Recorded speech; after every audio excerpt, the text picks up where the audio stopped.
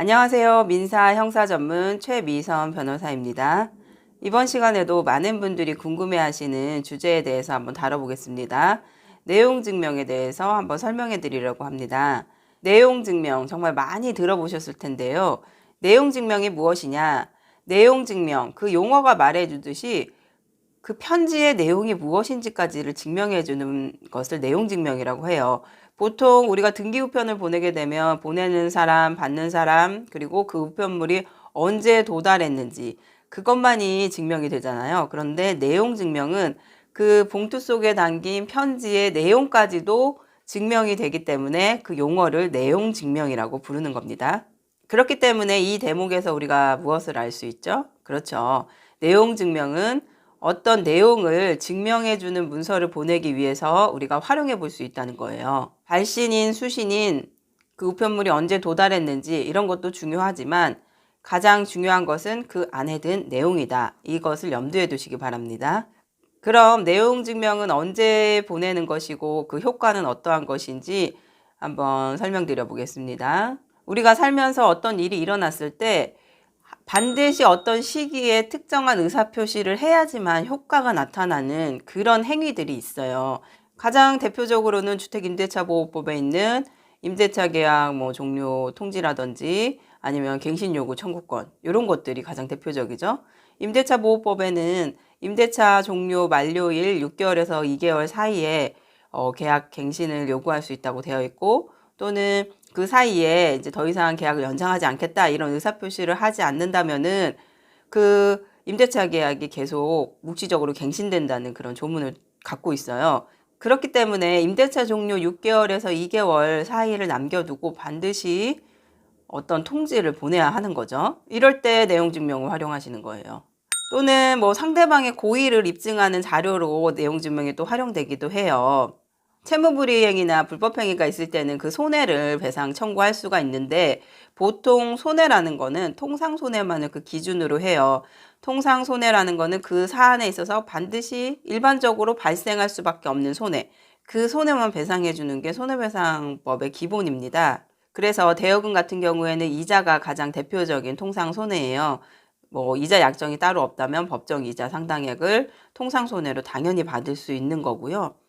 임대차가 종료됐는데 임차인이 나가지 않는다. 그러면은 차임 상당액의 손해도 당연히 배상해야 되는 통상손해에 해당되고 물건을 망가뜨렸다 하면은 물건 수리비라든지 이런 것들이 통상손해에 해당되는 거예요. 그런데 민법 393조 2항에 보면은 이런 통상손해는 당연히 배상이 되지만 특별한 손해가 있어요. 특별손해는 채무자가 그 사실을 알거나 알 수 있었을 때만 청구를 할 수 있단 말이에요. 그러니까 채무자한테 이 사안에서 특별하게 나한테 이런 손해가 발생했다. 이런 거를 고지하기 위해서 내용 증명을 보낸다면은 특별손해도 추가적으로 배상받을 수 있는 효과가 생기시는 거예요.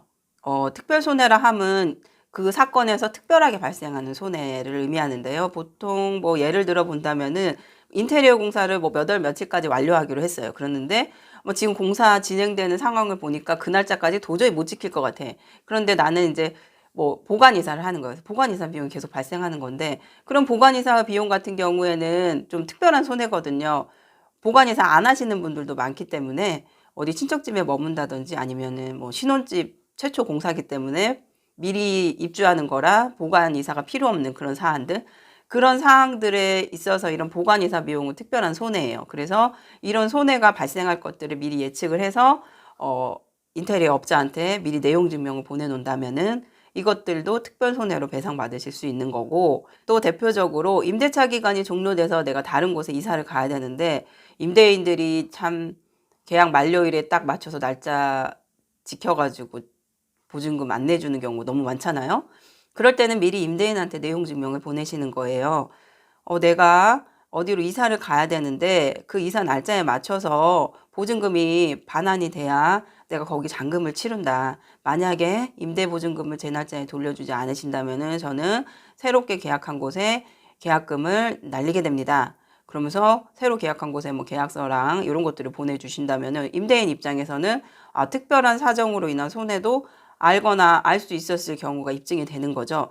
이럴 때 내용 증명 활용해 보시면 특별 손해까지도 손해배상 받으실 수 있는 거고 또 내용 증명이 이제 소멸시효 중단 사유인 최고의 효과도 있을 수 있어요. 보통 불법 행위로 인한 손해배상을 청구하는 거는 소멸시효가 3년이거든요. 3년 안에 뭔가 소를 제기한다던가 조치를 취해야 되는데 뭐 치료를 받는다든지 뭐 여기저기 일이 바쁘면은 3년이라는 시간은 순식간에 지나가실 수도 있거든요. 그럴 경우에 이런 최고서 내용 증명으로 최고를 하면은 시효가 그때로부터 6개월 정도 중단되기 때문에 3년에 딱 돼서 소송 제기 안 하고 3년 6개월쯤에 가서 소송 제기해도 되는 효과가 발생합니다. 그리고 가장 대표적인 효과로는 이제 소송을 가기 전에 미리 협상을 해보는 그런 수단으로 활용되실 수가 있죠. 그래서 나 이런 소송 할 거고 이런 소송 하게 되면 너는 뭐 소송 비용까지 부담하니까 미리 뭐 서로 시간 낭비하지 말고 협의하자. 이렇게 정식으로 어떤 격식을 갖춘 문서를 보내면 상대방이 받는 그런 느낌이나 강도가 좀 틀리거든요. 이런 방법으로 내용 증명을 활용하시는 예들이 가장 많죠. 그렇기 때문에 이렇게 소송에 가기 전에 어떤 협상의 목적으로 내용 증명을 보내시는 거라면 이런 경우에는 아무래도 개인이 보내시는 것보다는 변호사 명의로 발송하시는 게 조금 더 효과적이세요. 그리고 또 이제 어떤 증거가 조금 부족한 사건에 있어서 내용 증명을 보냄으로 인해서 어떤 일이 발생했구나 하는 증거를 남기기 위해서 내용 증명을 보내는 방법도 있습니다. 그렇기 때문에 결론적으로 내용 증명은 그 안에 담긴 내용이 어떠냐, 어떤 것이 담겨 있냐에 따라서 천차만별이에요, 효과가. 뭐 그럴 분들은 거의 없으시겠지만 너에 대한 나의 사랑을 확실하게 표현하겠어 이러면서 내용 증명으로 연애 편지를 보낸다 해서 어떤 효과가 나타나지는 않는다는 겁니다. 결론적으로 이미 증거가 확보도 돼 있고 상대방이 협상할 의사도 전혀 없고 이런 사안에서는 굳이 내용 증명을 보내실 필요는 없는 거예요. 소송을 하기 위해서 반드시 내용 증명이 선행되어야 한다는 것은 아닙니다.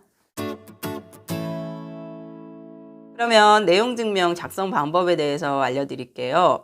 처음에는 이제 간단한 안부 인사 정도 이렇게 남겨주시는 게 뭐 통상적이고요. 뭐 귀하의 건강을 기원합니다. 뭐 교회 발전을 기원합니다. 뭐이 정도로 처음에 이렇게 써주시고 그 다음에는 사실에 입각해서 시간 순서대로 좀 적어주시는 게 좋아요. 그래서 어떤 감정적인 표현 같은 건 최대한 배제하시고 사실에 입각해서 객관적으로 쓰시는 게 가장 좋습니다. 그리고 어떤 법률적으로 청구를 한다던가 이런 거일 때에는 판례 같은 것도 좀 넣어주시고 법 조문 같은 것도 좀 넣어주시면 퀄리티가 굉장히 올라가요. 그렇게 내가 하고 싶은 말을 시간 순서대로 이렇게 나열을 하시고 현재 문제점이 무엇인지를 짚어주시고 최종적으로 내가 원하는 말을 결론 부분에 써주시면 되시는 거예요. 그리고 뭐 판결문이나 어떤 조서나 뭐 약속한 뭐 차용증이나 뭐 이런 증빙 서류가 있다면 내용 증명 말미에 첨부 서류로 첨부하시는 것도 좋습니다. 이렇게 내용 증명을 다 작성을 하셨으면은 똑같은 거 세 부를 출력을 하세요. 한 부는 우체국에 보관하고 한 부는 내가 갖고 한 부는 상대방에게 발송하는 용도로 쓰이거든요. 이렇게 똑같은 거 세 부를 출력하셔서 마지막에 똑같이 도장 찍으시고 봉투 하나 준비하셔서 우체국으로 가시면 됩니다. 우체국에 도착해서 내용증명 접수를 하게 되면 저희가 총 3부를 만들어 갔잖아요. 그 3부를 하나하나씩 대조하시면서 전부 동일한지 확인 작업이 들어갑니다. 3부의 내용이 전부 다 동일하다는 것이 확인이 되면 간인을 찍어서 스티커를 붙여서 전달을 해주시고 이 중에 한 부를 봉투에 넣어서 풀러붙여 제출하면 이것으로 내용증명 접수가 완료되게 됩니다. 이렇게 우체국을 통해서 보낸 내용증명은 3년간 보존이 됩니다. 그래서 원본을 잃어버리셨다 하더라도 내용증명을 카피를 하실 수가 있으니까 이런 점도 참고로 알아두시기 바랍니다. 다시 한번 정리해드리자면 내용증명은 그 내용이 중요하다.